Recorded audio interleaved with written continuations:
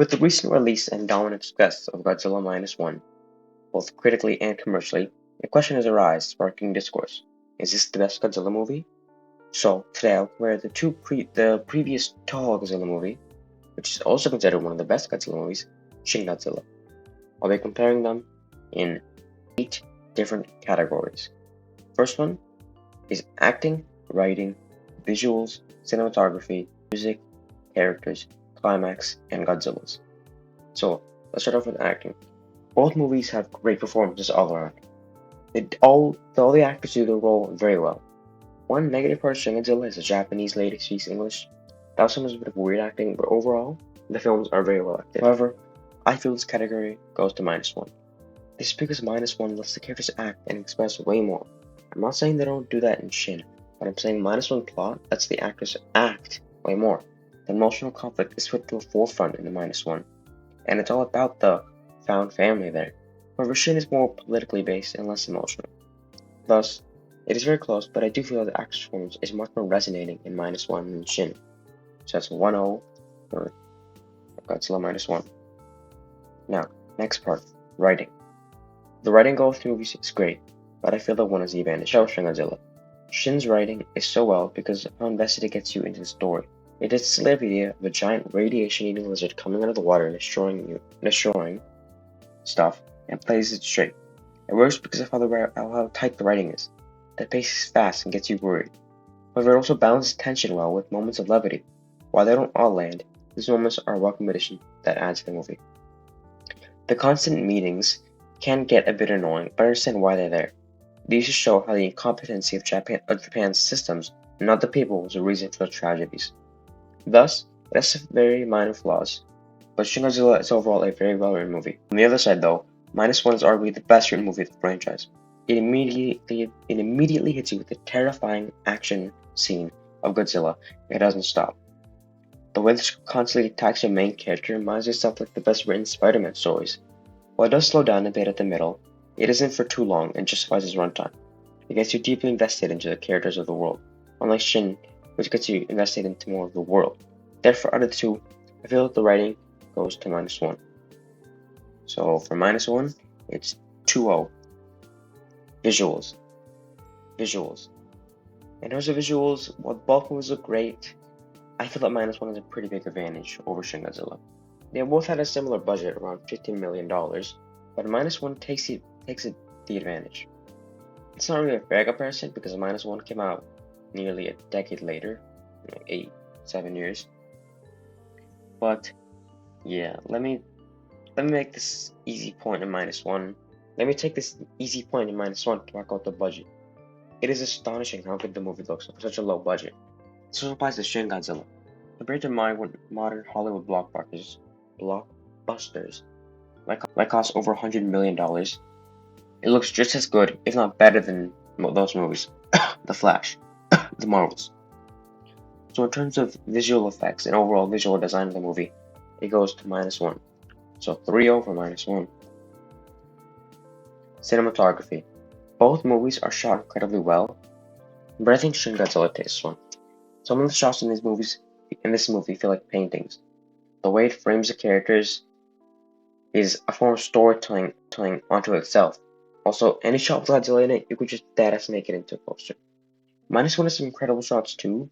A lot of them are in the Godzilla scenes as well. Some of them are the character moments. But they don't leave as big an impact on you as Shin Godzilla. So, due to Shin Godzilla's emotional resonance with its cinematography and clever storytelling, it's going to take that point.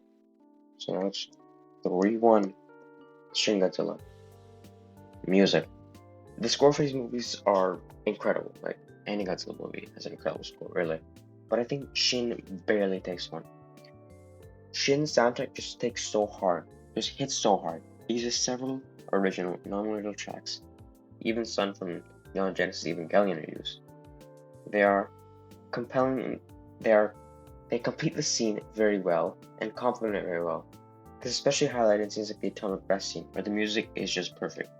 It's not to say -1 has bad music, it has some incredible music. The attacking Genza, or when the characters are talking, the music just hits so hard for no reason.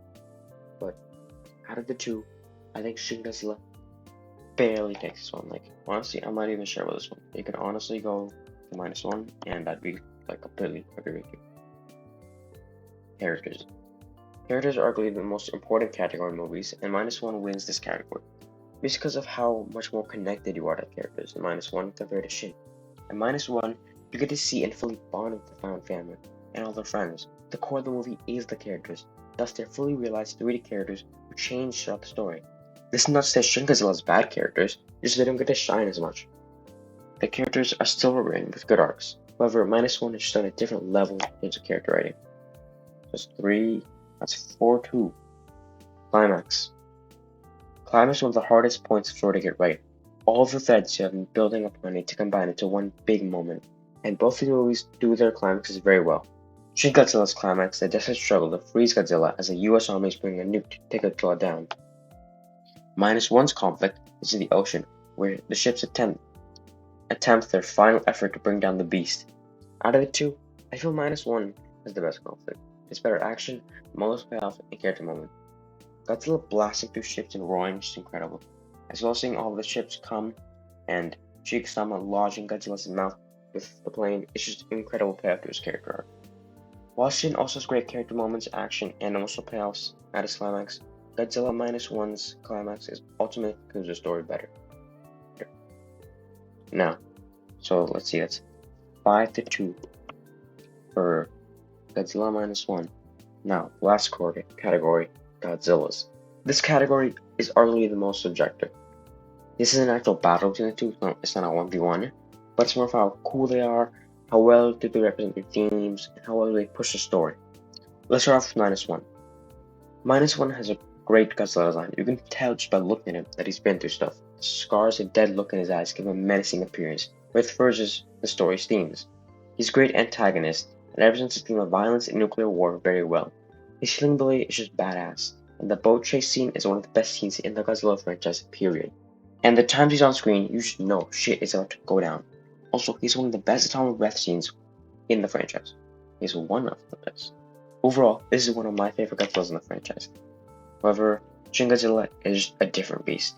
He's almost a horror character. The way he bleeds everywhere and those dead eyes that just stare into the horizon. It leaves you with an impact more than any other Godzilla. Furthermore, it also pushes themes very well. It represents the 2011 Fukushima nuclear disaster and the Tohoku earthquake and tsunami very well, mimicking how these events played out in real life, with how the monster attacks in the movie. Its ability to evolve is one of the most fascinating and best things about it. Single change to the movie is one of the most interesting parts about the monster and the movie. Also, it has the best atomic breath in the franchise. The way it starts out as gas, and then fire, and then finally a piercing nuclear breath is magnificent. I know I already talked about it, but the music just puts that scene into the best atomic breath scene in the franchise. Sometimes in the movie, you feel bad for the monster too. Seeing it slither around whilst canonically it is in constant pain really makes you feel for the guy. It's also great how they made you sympathize yet hate Godzilla in this movie. Thus, overall, this category is very close, but Shin Godzilla ultimately takes the round. So, that is 5-3 for Godzilla -1 with the lead. So, in conclusion, these are arguably the two best movies in the entire Godzilla franchise. However, between the two, -1 ultimately pulls out as the best modern Toho movie. Let me know which one of the two you guys prefer. Thanks for watching.